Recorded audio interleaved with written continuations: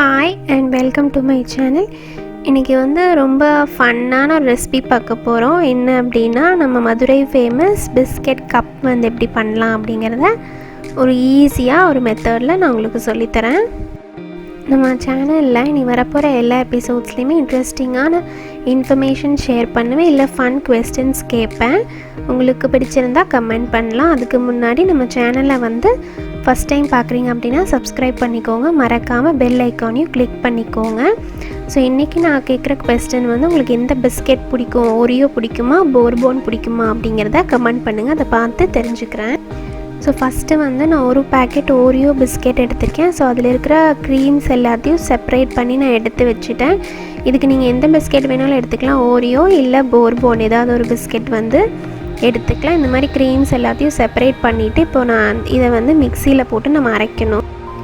First இந்த பிஸ்கெட்டை பொடி பண்ணிக்கோங்க. பொடி பண்ணிவிட்டு 2 டேபிள் ஸ்பூன் சர்க்கரையும் ரூம் டெம்பரேச்சரில் 1 டேபிள் ஸ்பூன் பட்டரையும் சேர்த்தி அதுக்கப்புறம் திருப்பி மிக்சியில் போட்டு ஓட்டி எடுத்திங்கன்னா இந்த மாதிரி வரும்.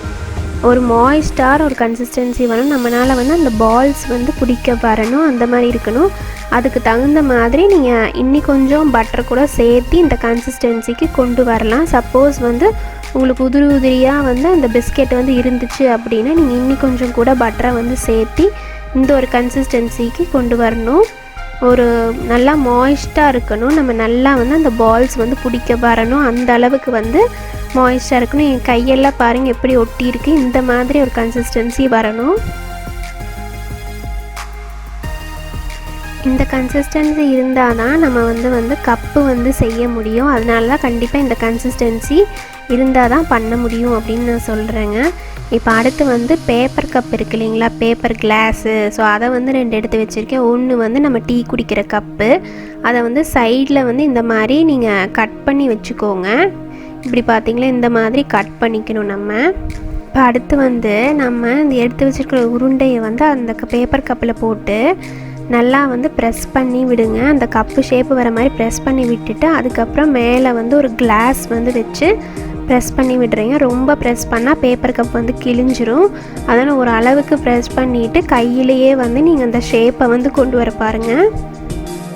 என்கிட்ட இருக்கிற அடுத்த டீ கப்பு இன்னொரு பேப்பர் கப்லேயும் இதே மாதிரி பண்ணுறேன். எதுக்கு அப்படின்னா, டீ கப்பில் வருதா இல்லையா அப்படின்னு சொல்லி பார்க்குறதுக்காக நான் அதுலேயும் பண்ணுங்க. இப்போ பார்த்தீங்கன்னா நான் இன்னொரு பேப்பர் கப்பை ரெடி பண்ணிவிட்டேன். பாருங்கள், இந்த மாய்ஸ்டாக அந்த கப்பு மாதிரி உங்களுக்கு வந்திருக்கு. அடுத்து இந்த டீ கப்பு அதுலேயும் அதே மாதிரி ப்ரெஸ் பண்ணியிருக்கேன். அது டிசைன் நீட்டாக வந்திருக்கு. பட் இதில் கண்டிப்பாக நீங்கள் ட்ரை பண்ணாதீங்க, ஏன்னா இது வரவே இல்லை. அடுத்து அந்த கப்ஸை எடுத்து நீங்கள் ஃப்ரீசரில் ஒரு 3 ஹவர்ஸ் வச்சுருங்க. இந்த க்ரீம் வேஸ்ட் ஆகக்கூடாது அப்படின்னு சொல்லிவிட்டு நான் ஃப்ரீசர்லேருந்து எடுத்ததுக்கப்புறம் அந்த க்ரீமை நான் மேலே தடவி விட்டுட்டேன். இப்போ ஃப்ரீசர்லேருந்து நான் எடுத்ததுக்கப்புறம் இந்த சைடில் நம்ம கிழிச்சு விட்டோம் இல்லைங்களா, அதை நீங்கள் மெதுவாக எடுத்தீங்க அப்படின்னா வந்துடும். பேப்பர் நம்ம கோனில் ரிமூவ் பண்ணுவோம் இல்லைங்களா பேப்பரு, அந்த மாதிரி எடுத்தீங்க அப்படின்னா வந்துடும். கீழே இருக்கிறதையும் பார்த்து கவனமாக எடுத்திங்கன்னா நமக்கு கப்பு ரெடி ஆகிடுச்சு. பாருங்கள், அந்த ஷேப்பில் கரெக்டாக வந்திருக்கு. இப்போ நான் அதில் பால் உங்களுக்கு ஊற்றி காட்டுறேன். அது கீழே வலியாமல் இருக்குது. இது கோல்டு மில்க் தான் யூஸ் பண்ணணும். ஹாட் மில்க் கண்டிப்பாக யூஸ் பண்ணக்கூடாது. யூஸ் பண்ணால் அது கரைஞ்சிரும். பாருங்கள், அது எதுவுமே ஸ்பில்லே ஆகலை, அந்த கிளாஸில் அப்படியே நிற்கிது. ஸோ மேலே நான் பால் ஊற்றிட்டு கொஞ்சமாக போர்பான் பிஸ்கெட்ஸை நான் அதில் போட்டு விட்டுட்டேன் டெக்கரேஷனுக்கு.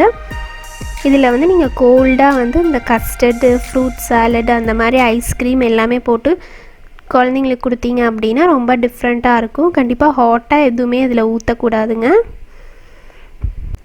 இந்த ரெசிபி உங்களுக்கு பிடிச்சிருந்தால் லைக் பண்ணுங்கள், ஷேர் பண்ணுங்கள், மறக்காமல் எங்கள் சேனலுக்கு சப்ஸ்கிரைப் பண்ணுங்கள். தேங்க்யூ.